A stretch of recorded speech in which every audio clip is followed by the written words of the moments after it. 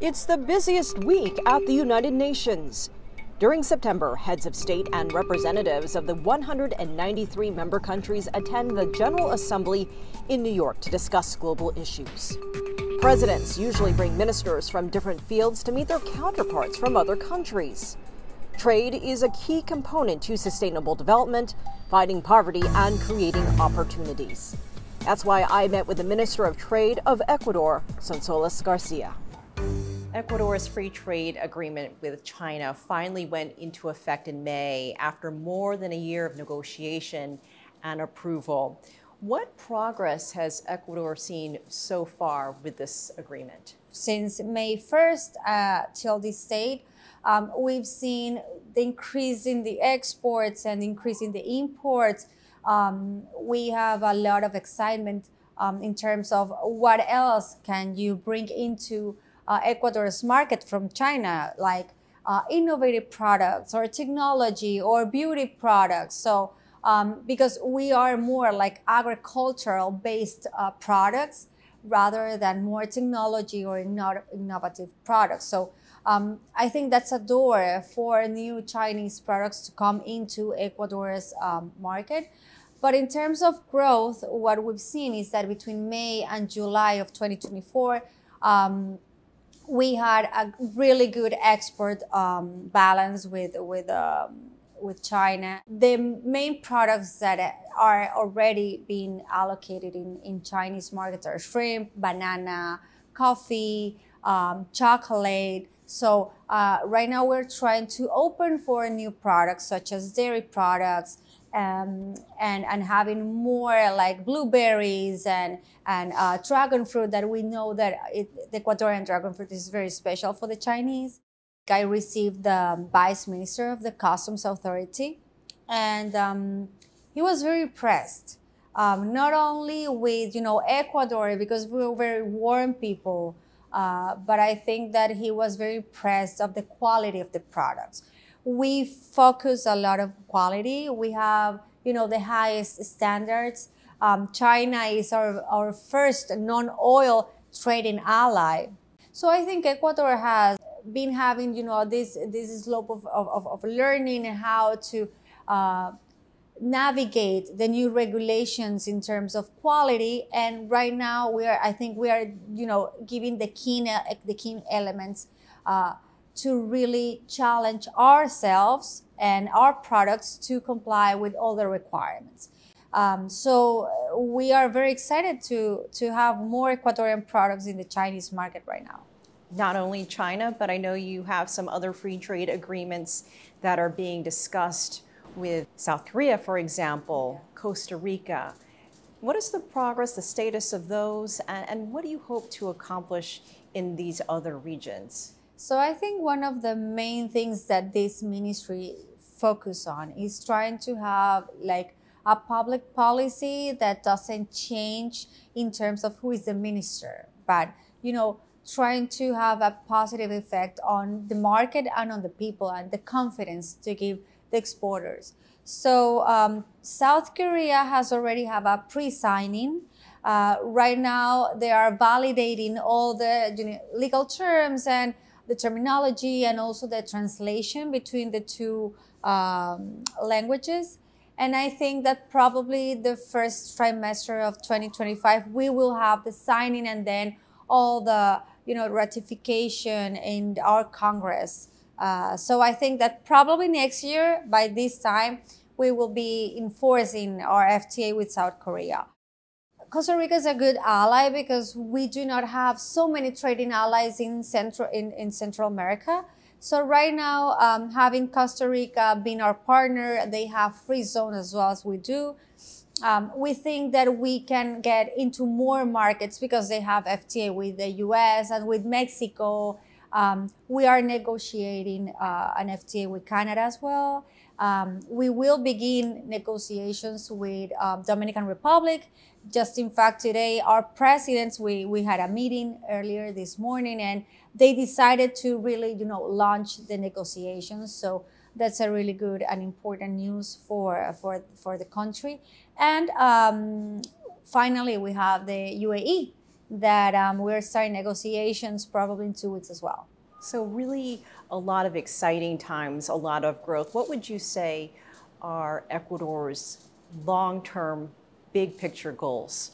So I think that our main objective right now is trying to have some sort of bridge to have our products into the U.S. Previously, we used to have ATPDA, which was a preference program for Andean countries, but I think it lasted until 2012. And after that, our previous president that was in charge in that time, he decided that the U.S. wasn't, the market for Ecuadorian products. But right now, our exporters are demanding that we need to have more or deepen our relations more with the U.S. Because, most of the countries in South America have an FTA with the U.S. and we need to be more competitive. And in order to do so, paying, 35% tariff for oiled canned tuna is very hard, and it's not allowing us to be competitive in the U.S. market because we are a dollarized economy and we are like 30% more expensive to produce than Colombia and Peru. So we need these FTAs in order to be more competitive and to try to penetrate even more the markets. You mentioned Peru. The country is getting ready to inaugurate the largest port in the region. Could that become a hub for South American countries? I know that this port is located fairly close to Ecuador's border. Is that something that your exporters have considered? Maybe transporting their goods by ground to get to the port to reach the Asia Pacific? I think that Chancay is going to be a great opportunity to lower the costs between, the freight between Ecuador or South America and Asia. I think that still we have to see how it will turn out because we do not have like a clear view if we are going to do train or there are going to be barges between, the Ecuadorian ports and Chancay, or if they're going to do, ground transportation. Like we really don't know yet how it's going to behave. But what I think is that it's a great opportunity to even have these kind of investments in South America and trying to have these kind of opportunities to connect, the South America with Asia quicker and cheaper. I think that competitiveness right now in the world is based on how much it costs and how much you can earn from your product. So cost and price play a significant role right now in terms of the goods that you are selling. And when you have a dollarized economy and you are more expensive to produce, anything that could help you lower your costs of production, it's a win for us. Has Ecuador considered joining APEC? Well, the thing is that in order to be part of that, you have to have an FTA with Mexico. And right now we do have commercial relations with Mexico, but we do not have any type of preferences or trading agreement with Mexico. I think that they have a very, very hard position in terms of when they negotiate what type of Ecuadorian products they allow to enter. And we have two main products are very and most important, which is bananas and shrimp. And without that on the table for negotiation, it's almost impossible to reach for an agreement. So I think that until we are able, to pass through that point where bananas and shrimp have to be left out of the conversation, I don't think that Ecuador and Mexico could go on to deepen more their commercial relations. We all know that climate change is a major issue of our time. We just lived through, in this hemisphere, the hottest summer on record, and much of the region is burning on fire. There's drought, and right now in your country, the drought is causing some blackouts with the hydroelectric power in the dams. How are you able to keep your exporters going and pushing their products out during this time? You know, Ecuador's private sector has proven they're very resilient to any type of change. Political change, climate change, you know, name it, they can handle it.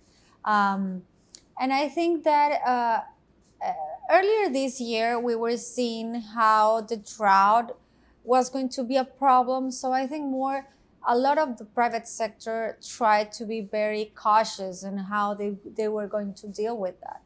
You know, this year has been a great year for commodity products and for all agricultural products. And right now, the only thing that we are having some troubles with is, you know, the ports, because most of Ecuadorian products, they need to go into these reefer containers to be, you know, cold in order to be exported. And when you are in the middle of a blackout and you do not have your own, you know, plant to power, it's almost impossible to maintain that product, you know, frozen. But I think that right now we're seeing that they have accommodated, like they have been able to be more flexible, and even the shipping lines have had to, you know, trying to see at what times are going to be the blackouts. And I think that right now we haven't had any type of, you know, major problems with ports or exports. Obviously, they complain because they have to do some changes in terms of their production. And it's normal because no one wants to have their routine changed. Because if you were able to produce between 8 and 5, and now you have to start between 12 and 8 p.m., it's not the same. And you create a lot of uncomfort around, you know, employees and the companies. But still, I think that they understand it's not that the country doesn't want to provide the power. It's that I think more than 40% of Ecuador's energy comes from the dams. So if you cannot have power, how are you going to be distributing it to the companies? Minister Garcia, thank you so much for your time. Thank you.